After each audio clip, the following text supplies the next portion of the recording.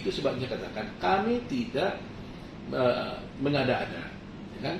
Makanya pelan-pelan kita coba cari buktinya, ya. Kita tidak menuduh, tapi menduga bahwa hal itu kalau terbukti benar, kami minta yang berwajib bisa berproses. Bang, banyak selain Pak Edi Salihin, netizen pada bilang, Momoto laporin Jaksa Sandi dong. Tanggapannya gimana? Teman-teman kita juga banyak yang mengatakan begitu. Tapi itu sekarang masih kita sedang dipertimbangkan. Kita fokus dulu kepada kasus. Saya juga tidak mau bias gitu loh. Saya tidak mau bias, lapor sana, tapi nanti fokus kita membebaskan Jessica itu jadi terhalang gitu. Tapi ya, itu sudah tidak mungkin. Ya. Oh mungkin Bang berarti? Ya. Ada kemungkinan. Tergantung teman-teman, bukan tidak mungkin. Ya. Tapi kita fokus hanya kepada inilah. Oke. Bagi saya hanya fokus pada bagaimana membebaskan Jessica aja. Oke. Sejauh ini mungkin sudah ada kayak semacam perubahan dari hasil putusan si Om terkait Om yang sudah kesana kesini mencari keadilan untuk Jessica sendiri. Kalau putusan ini kan hanya bisa dirubah berdasarkan suatu putusan pula kan. Jadi tidak mungkin dengan kami podcast begini, teriak-teriak di sana, ceramah-ceramah, tidak mungkin berubah putusannya. Tetapi dengan ini kami kan tentu harus mencari bukti. Jadi walaupun kami diam ini, semua tim kami ini semua cari bukti, bikin apa buktinya. Nanti pada waktu setelah kita laporkan, kemudian kita ajukan PK, dan kemudian PK kita dikabulkan, dan akan disidangkan itu nanti kalau kita ajukan PK, akan sidang lagi. Ya, sidang, nah kita lihatlah di persidangan itu nanti bagaimana hasilnya kan, baru nanti Mahkamah Agung lah nanti yang memberikan putusan atas PK itu. Oke, Bang ini ada yang ke PK sendiri sudah sejauh mana? Belum. Jadi kita ini semua rangkaian yang saya katakan tadi itu merupakan salah satu tahapan-tahapan dengan PK. Setelah semua tahapan-tahapan ini kita lakukan, bisa siapkan, dan akhirnya kita bisa mendapatkan bukti yang kuat, barulah kita ajukan PK. Oke, Bang Oto nih minta tanggapannya lagi nih. Tiba-tiba Pak Edi Salihin tuh bilang nggak kenal dengan Prof Edi ketika dia jadi tersangka KPK. Kalau dia tiba-tiba bisa bilang nggak kenal gue sama Prof Edi itu gimana Bang Oto? Ya saya nggak tahu kalau dia nggak kenal saya mau bilang apa. Tapi gimana maksudnya?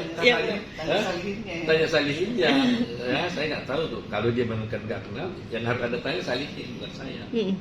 Yang soal ada saksi dari Australia itu gimana sih, Bang Oto? Yang Beng Ong maksudnya? Iya, yang katanya kan ada saksi Australia yang ada saksi ahli yang nggak ditampilkan ya, atau seperti apa sih?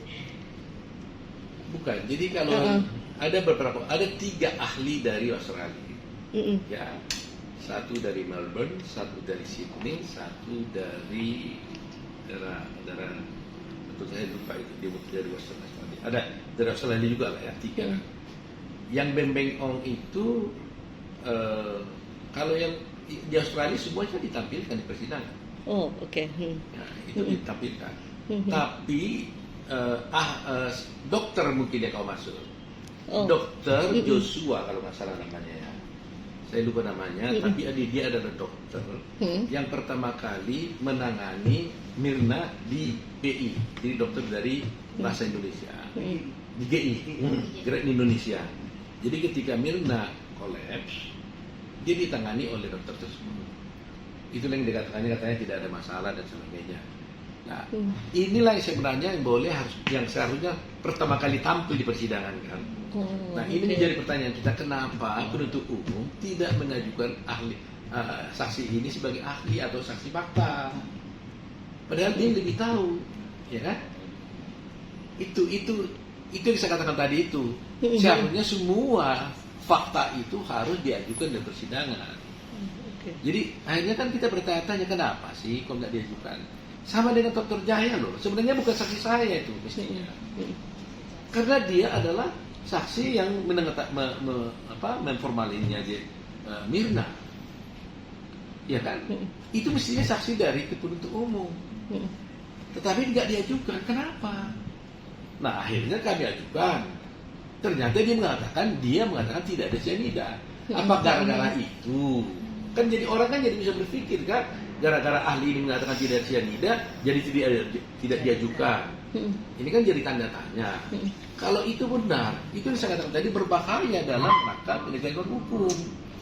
Berarti seakan-akan kita ini mencari kesalahan terdakwa saja. Kalau itu yang sebenarnya. Nah, itu yang harus Anda tanya kepada penuntut umum.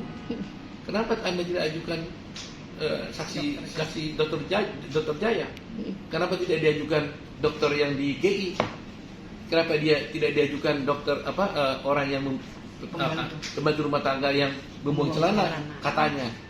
Kenapa tidak diajukan saksi yang membuat berita acara tentang gelas dan botol itu, penyitaan itu? Kenapa semua ini tidak diajukan? Anda harus tanya kepada penuntut umum. Mungkin kalau semua itu diajukan mungkin bisa berbeda kali ya? Ya, pasti dong, menurut saya pasti berbeda. Ya kan? Salah satu contoh, dokter yang dari ini saja, dari dokter dari Rumah Sakit Waluyo, di persidangan itu kan jelas dia bilang, saya yang memeriksa. Ya kan? Waktu itu ada datang 3 orang. Kemudian namanya terdakwa ini, si Hani dan satu lagi siapa? Lupa saya. Ada satu. Ini kita lihat nih ya. Hani waktu di persidangan mengatakan, ditanya, apa saudara minum? Dia bilang tidak. Saya hanya mencicipi dan melepeh. Oke? Tetapi dokter ini yang di Dr. Waluyo menceritakan di persidangan, Hani datang bernama Hani. Dia ketakutan, panik karena dia merasa meminum kopi itu juga, sehingga dia takut juga jangan-jangan mati seperti Mirna. Dan dia akhirnya dokter bilang, kenapa rupanya? Apa kau minum? Iya, saya minum. Akhirnya diobatilah, dibaringkanlah si Hani diperiksa. Nah, ternyata tidak ada apa-apa. Nah, kemudian jaksa, penuntut umum ya, lalu bilang penuntut umum bertanya kepada ahli ini, dokter ini, Hani itu bilang minum atau mencicipi? Tegas dia bilang minum. Minum dengan cicipi beda kan? Tegas dia bilang minum. Itulah yang paling genuine. Kejadian belum ada perkara, paling genuine kesaksian daripada Hani. Ya kan? Karena diceritakan oleh dokter. Ya kan, dokter kan nggak mungkin bohong kan di situ kan? Dia kan bilang bahwa dia datang, dia bilang ketakutan, panik, dia bilang tolong saya periksa karena saya minum juga kopi itu yang sama dengan itu. Tapi tidak mati dia. Nah,